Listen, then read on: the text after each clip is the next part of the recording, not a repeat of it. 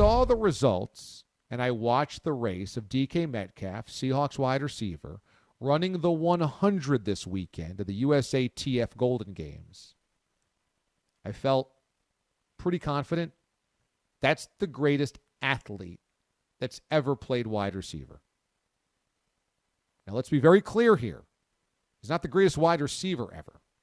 That's obviously Jerry Rice. And being a great wide receiver takes more than just athleticism.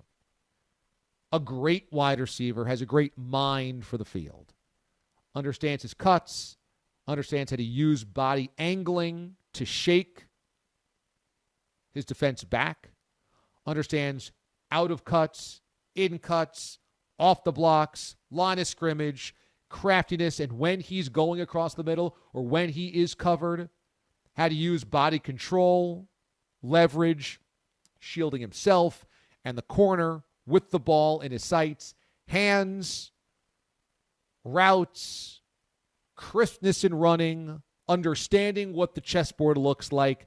A great wide receiver does all of that. And Jerry Rice did all of that and was an amazing athlete. But DK Metcalf just did something that is absolutely staggering. He held his own in a real race event against real racers, real sprinters. He didn't go race against a horse. He didn't do this as some type of stupid exhibition. He went out in an actual qualifying competitive event against professional sprinters, professional runners that dedicate their life to every microsecond and every muscle twitch and every mechanic that goes into running. And he held his own. In a 9-person heat, he did come in 9th place. But when you watch the race, it was by a nose at the end that he finished in last. And he is either leading or he's near the top for the first half of this race. He is in the top 3 or so for the first 40 meters. And only in the final 20 meters does he end up losing that lead or that space and then getting caught late. So number one, he ran against professional sprinters looking to make the Olympics and by a nose finished last. I mean, by a nose. If he sticks out his neck a little bit, he probably finishes 8th, and it only happens in the final 10 or 20 meters that he gets past. Number two, to watch the post-game interviews, post-race, and to watch him actually physically line up and race against these guys, he's nearly a half of a human bigger than them. It is startling to watch this man run that fast at that size against those guys. Isaiah Young came in first place in the men's 100. And you look at Isaiah Young, I mean, the guy, he is 50 pounds lighter than DK and 6 inches shorter. Certainly 4 to 5 inches shorter. DK 6'3", 220? 6'3", 230? He's 6'3", 230. He's running against guys at least 50 pounds lighter than him. And he's doing it against guys that have trained their entire lives for that one race. He is an extraordinary athlete. Because you've seen him without his shirt on. That picture went viral of him at the combine without his shirt or working out before the combine before he was drafted by the Seahawks. He's shredded. He's big. He's rocked. He is strong. He's tall. He's big. He's powerful. Oh, and he runs a 10-second 100. Oh, and he can also run at like lightning fast U.S. qualifying speed. I don't think it's hyperbole to say that's the greatest athlete ever to play wide receiver. Now, many of you might bring up names like Ronaldo Nehemiah and Willie Gault, guys who were really U.S. track Olympians, Bob the Bullet Hayes. Those guys were track and field Olympians and then played football as well and was a starting wide receiver on their football teams. And Willie Gault won a Super Bowl with the Bears, and Bullet Bob Hayes is in the Hall of Fame.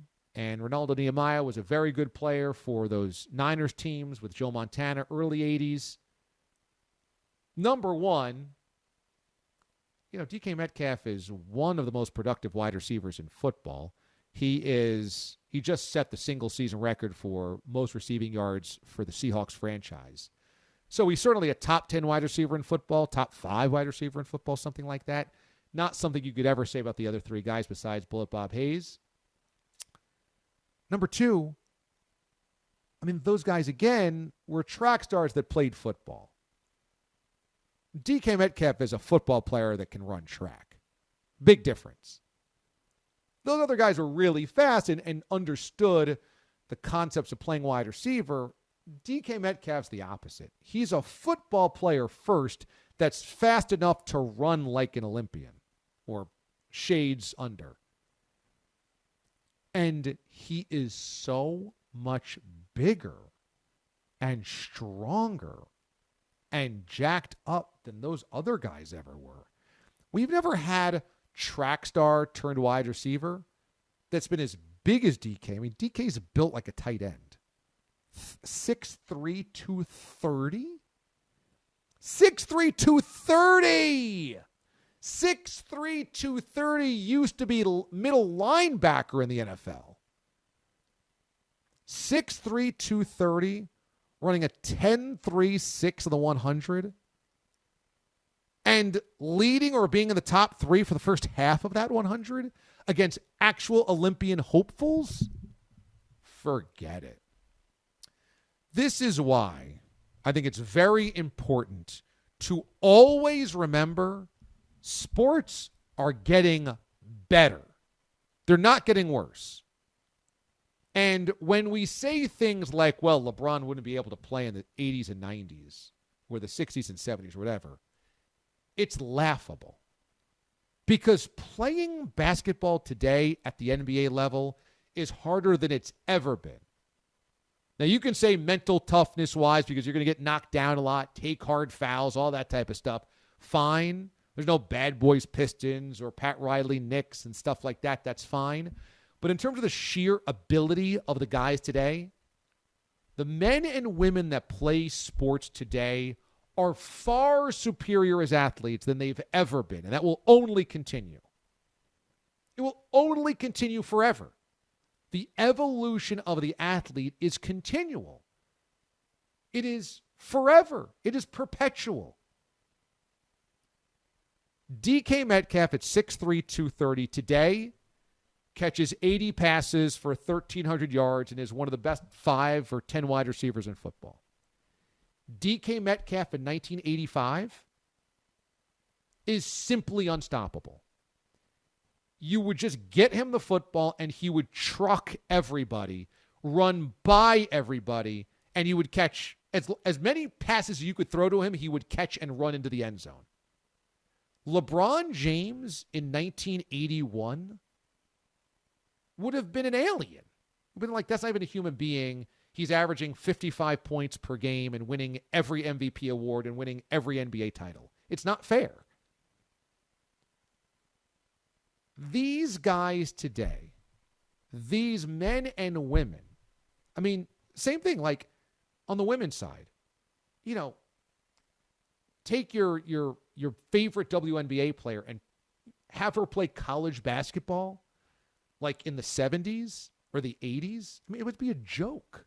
Like what Candace Parker or any of the women today that are great would have done 20 years before they were great. It's a joke. They would have thoroughly dominated the competition. The evolution of the athlete is never ending. And DK Metcalf has proven this. And there's going to be somebody in the future that is bigger and stronger than DK Metcalf that plays wide receiver. And we're going to be like, what the hell? And we should say that When DK caught Budda Baker, chased him down from 98 yards at 6'3", 230, that was insane. But he just ran against Olympic hopefuls and held his own. I have to say, I just don't think we give enough credit to the modern athlete of just how great they have, just how elite historically they have to be to even compete in today's day and age. Like, your fourth best wide receiver today is absolutely the best receiver on the team 30 years ago. And 50 years ago, I mean, look, I love Jim Brown. Really, really love Jim Brown. And Jim Brown would have been great in any era ever. Jim Brown would have been great, which is probably why he's the best football player ever to live. If you look at Jim Brown highlights, you got to see some of the tackling. I mean, some guys are just kind of like leaning and falling into him, hoping to like get one finger on the bread truck that's running by. I mean, it is, talk about a joke. When you see Jim Brown versus some of the linebackers or the safeties that he was running against, like, those guys look like high schoolers, and he looks like a real man. There are no high schoolers playing in today's NFL. There's no, like, feeble, weak-minded, like, I'm just going to try to get you down over here. And those guys were tough SOBs, don't get me wrong. You know, they played hurt, and they played without a lot of equipment, and they played without the science of, you know, what we know today. And they took trains and smoked cigarettes, and, you know, of course. But like, they wouldn't even make a practice squad today. Not even close. Those guys are laying brick in 2021. They're not playing in the NFL. DK Metcalf over the weekend, 6'3" and 230. Ran in a real race and held his own. He's the greatest athlete ever to play wide receiver. And there will be somebody greater than him. But, I mean, Mraz, we've seen him without his shirt on. That picture is everywhere, splashed all over the internet. Yeah. That guy that looks like a plastic figurine superhero just ran a 10.3 100. Like, that shouldn't happen. Those two things should not happen. No, you basically cannot have a single piece of spaghetti to look like DK Metcalf. And you talk about all these athletes. Forget about the 80s. Our greatest baseball player we point to of all time basically was a fat guy who ate a lot of hot dogs. Like, Babe Ruth probably sucks in today's Major League Baseball. Based on sucks. Well, I mean, Babe Ruth would have to evolve into this era, and he might have, like you're talking about Jim Brown, and Babe Ruth would have been having to get in the weight room and stuff. But living the way you used to live to be a great athlete, times have changed. Technology has changed. People didn't look like DK Metcalf used to look like in any sport just 25 years ago. No. It is incredible. And you're talking about a guy who may not even be a top 5 wide receiver in football today. And he looks like that. It's remarkable. And he's really good. I mean, he's really, really productive and really, really good. And he would be a number 1 wide receiver on most football teams. Right. No, it's not a knock that he's not good, right? And that's the thing. He might not be a top 5 wide receiver in football. That's how incredible athletes are today, that you could be DK Metcalf and still not even be the best wide receiver in the league. Insane. I mean, honestly, if he plays in 1990, he's definitely a tight end, right? He's not a wide receiver. Yeah, I mean, a wide receiver. He's not Bill Schroeder. I mean, what are you going to do? You're right. He would have to be a tight end. And that's kind of like, by the way, what we're looking at Kyle Pitts. Kyle Pitts is the next evolution of a DK Metcalf kind of athlete, which is why he went so high. And I think as fans, we need to continue to evolve and change our perception of what a wide receiver is supposed to look like, what a tight end is supposed to look like, because this is only going to be ever changing the more and more body nutrition and weightlifting changes. And that's why you really have to be open-minded about the greatest of debates, is because we all have our favorite greatest of players from long ago. I mean, look, I resisted the Tom Brady thing forever, but now it's irresistible. He is the greatest quarterback ever to play. But, you know, Tom Brady today doing what he does, Tom Brady in Joe Montana's time, it would have been like Dan Marino. Like, what, this guy you can't be this good for this era. It just would. It's like Patrick Mahomes has the chance to be the greatest quarterback ever, but at this level, which is insane in this era, like Patrick Mahomes playing in the 70s, again, would have looked like an alien. You'd be like, well, a human being can't do those things. It would be like watching the first NBA player be able to levitate. Be like, that's not a human being. You're not supposed to be able to do that. You should not be able to hang in the air for 10 seconds. If you are the best player on your state championship high school team, you probably would have been a star in the NFL in the 1960s. Today, I mean, who knows if they even get you to college? There's just the athletes today have to be so much better than they've ever been, and it will only continue.